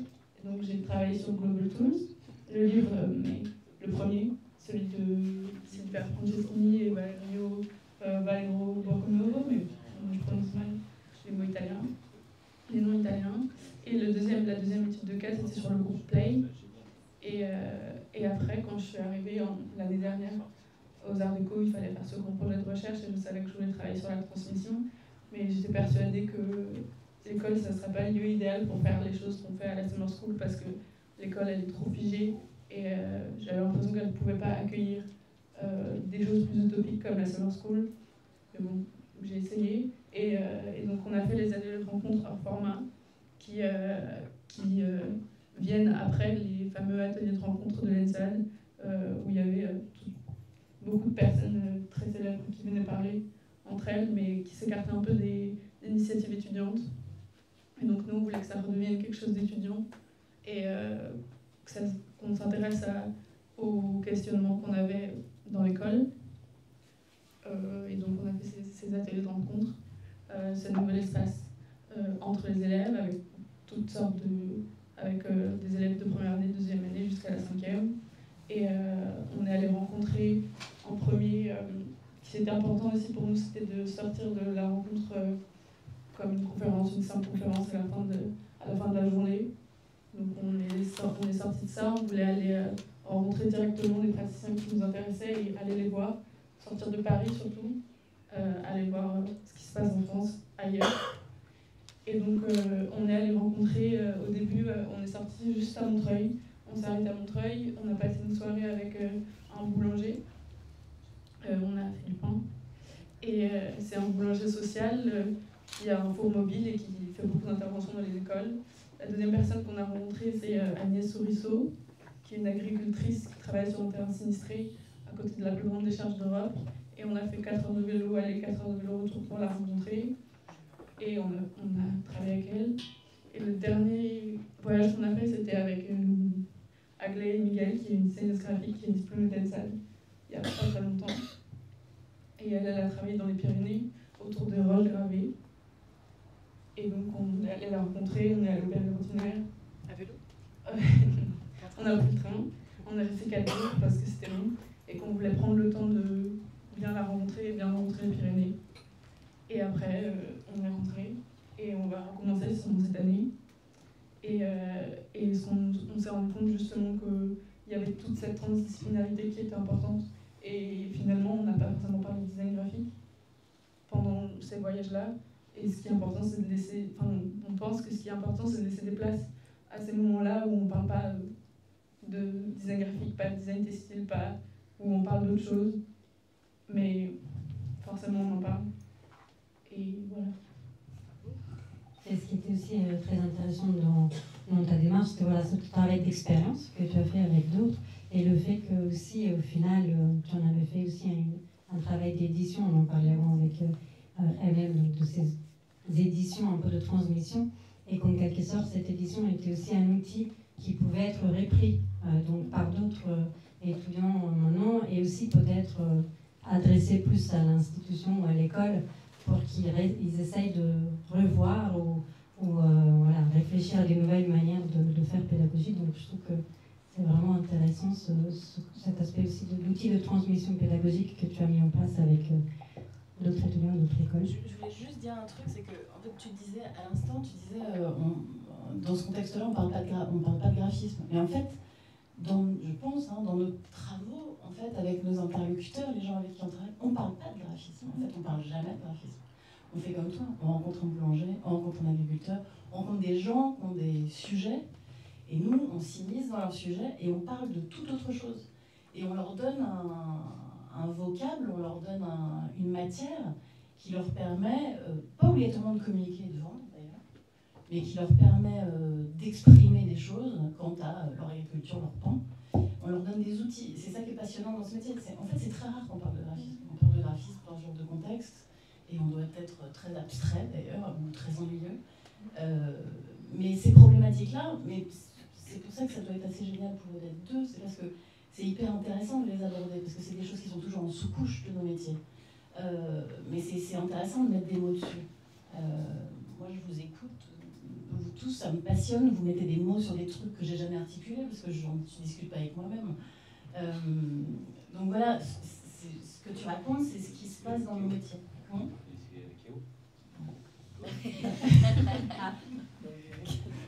Parce que nous, on se plaçait surtout en rapport avec l'école et justement, on fait un pas vers le futur en discutant entre nous de ça.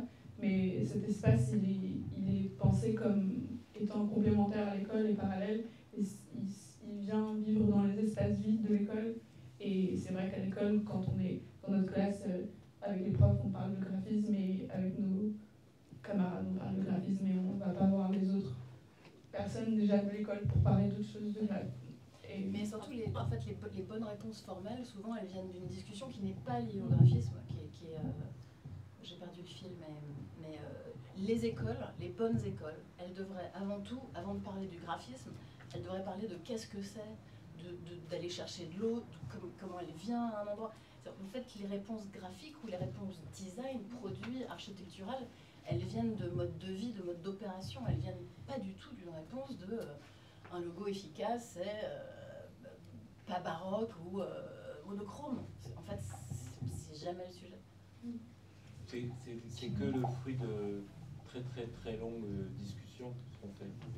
C'est que on passe notre temps, on parle beaucoup, et quand on travaille avec quelqu'un, il y a un vrai travail de discussion et de... Alors c'est pas de la discussion de café, c'est une discussion approfondie, il y a un vrai... il y a une recherche, quand on travaille nous, c'est comme si on fait le portrait de quelqu'un, c'est-à-dire qu'on essaie de le regarder, de voir tout ce qui fait qu'il est lui et quelle est sa place par rapport à nous, par rapport aux autres.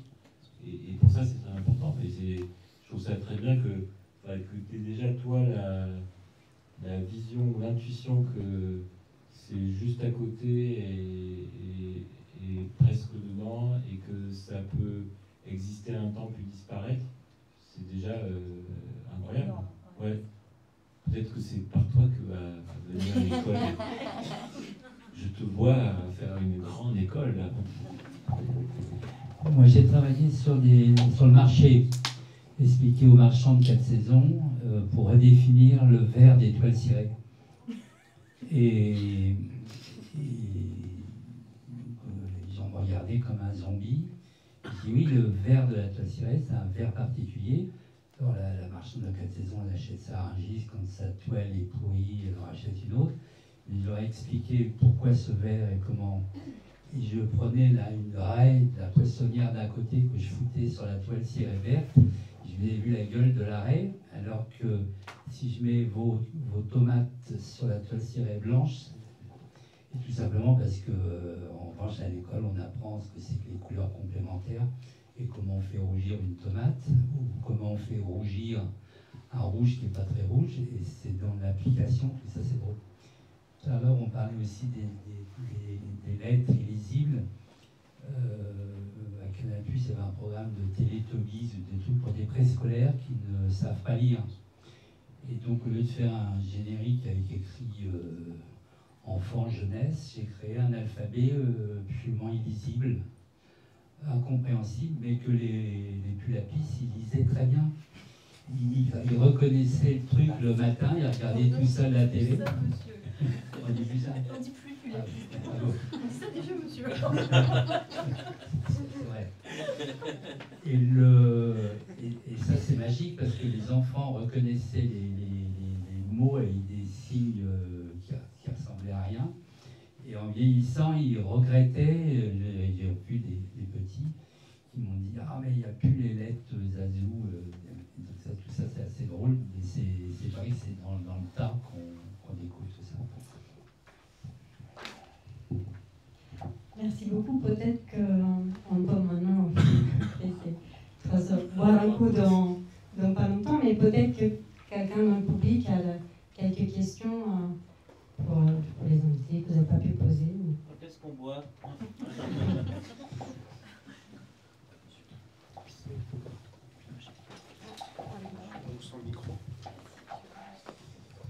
Bonjour. Une question peut-être pour M. Ranglin en particulier. J'avais écouté les interviews qu'il avait données sur Proust j'avais trouvé que la France était un pays assez pauvre en graphisme. Vous faisiez la comparaison des pays nordiques, vous évoquez même la signature côtière en disant c'est un peu difforme. Alors, par rapport à ce problème, est-ce que vous considérez que c'est un problème de culture qu'on n'a pas, comme on a toute la culture culinaire en France, mais on n'a pas la culture du graphisme? Est-ce que c'est un problème d'enseignement ou est-ce que c'est un problème de diffusion?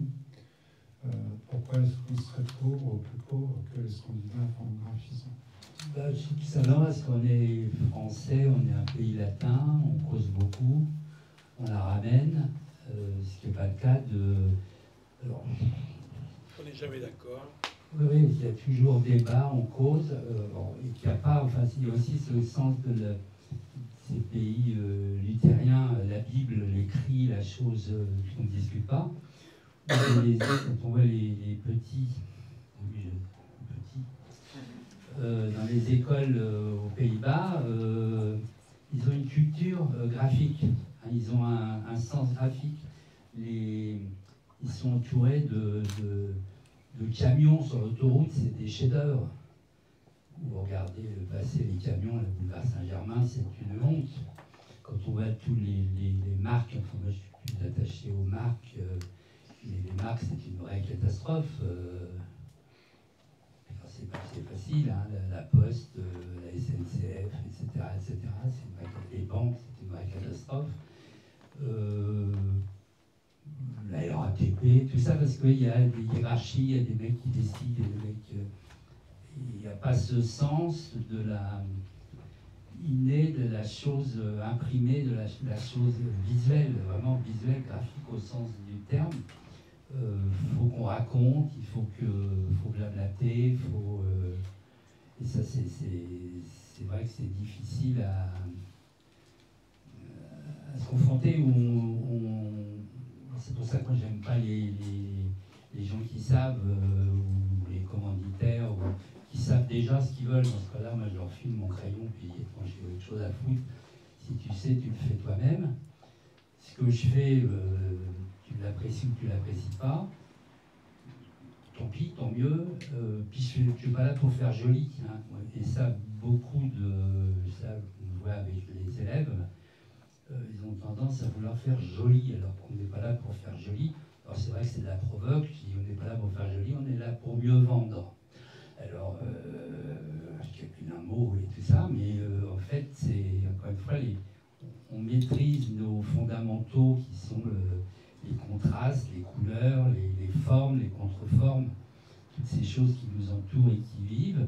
Et c'est notre savoir-faire dans la manipulation de ces trucs-là qu'on met à la disposition de tous les gens qui en ont besoin. Aussi bien un boulanger qui a juste besoin d'avoir un beau boulangerie-pâtisserie au-dessus de sa vitrine, comme une grosse entreprise. Pareil, c'est pour ça que je suis contre les tarifications, les barèmes. Il faut faire à la tête du client. Donc j'habitue mes élèves, je les note à la tête du client pour les habituer à la vraie vie. Hein, leur dire dans la vie, il faut prendre de l'argent où il y en a et où il n'y en a pas. Il ne faut pas en prendre et pas beaucoup. Hein. Et tout ça, c'est des choses qu'on n'apprend pas et on a tendance à tarifer ou à trouver des barèmes. Et ça, moi, c'est toujours détester ça. Et alors la vie qui est à soumettre, ou le mot projet, moi, c'est un truc qui me soumettre, j'y connais rien. Et s'il vient me demander, c'est parce que peut-être j'ai une solution. Et je ramène une réponse à une question. Alors évidemment, il y a des astuces qui consistent à formuler la question qu'on se pose. Et le mec qui croit que c'est lui qui a posé la question, comme on connaît la réponse, ça fait gagner du temps. Et vous voyez, c'est dans ces escroqueries-là qu'on peut s'amuser dans notre métier. Et notre métier, il y a tellement de trucs à faire. Moi, je me lève le matin, je suis boulimique de boulot. Je veux refaire évidemment les panneaux de signalisation. J'en ai même, je les nettoie. Des fois dans les vacances, je nettoie les panneaux avec une éponge. C'est magnifique. Dans tous les maillets, il est tout terne. Voilà. Merci. Je vais juste rajouter une chose, parce que par rapport à ce que tu disais, Étienne, c'est que Je me souviens, je vous livre une anecdote qui est très proche de celle de la question, ce qui est une réponse peut-être.